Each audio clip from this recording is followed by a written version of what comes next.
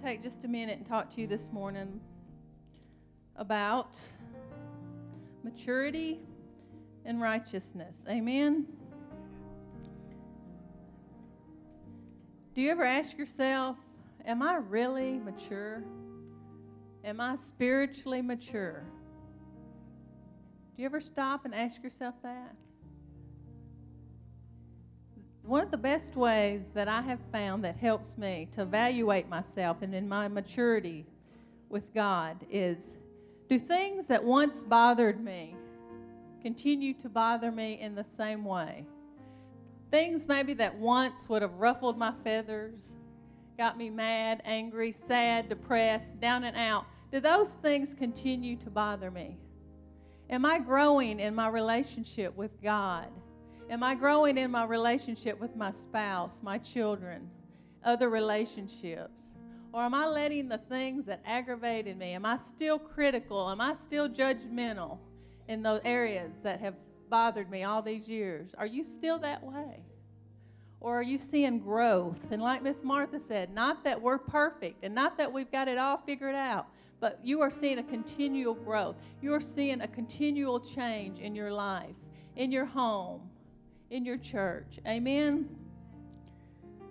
Ephesians 4:14 and 15 says this: Then we will no longer be immature children. We won't be tossed and blown about by every wind of new teaching. We will not be influenced when people try to trick us with lies so clever they sound like the truth. But instead, we will speak the truth in love. Amen? Growing in every way. Are you growing in every area of your life? More and more. Here's the key. Like Christ, who is the head of the church. Amen?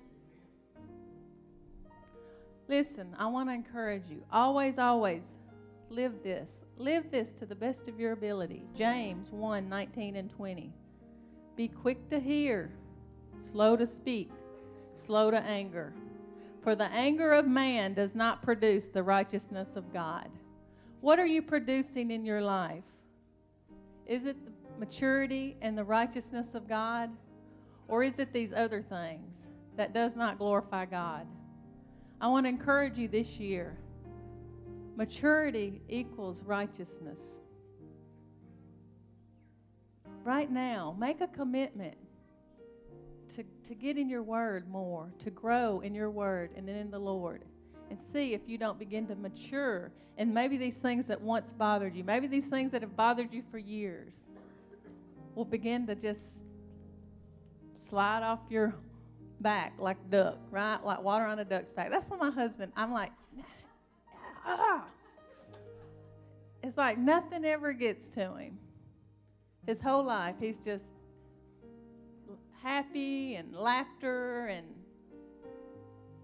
I'm like, how do you do that? I can tell you how. He's got a faith like no other, and it hadn't failed him, and it hadn't forsaken him. You see people like that, and you wonder, I want to be like that. Right here's your answer.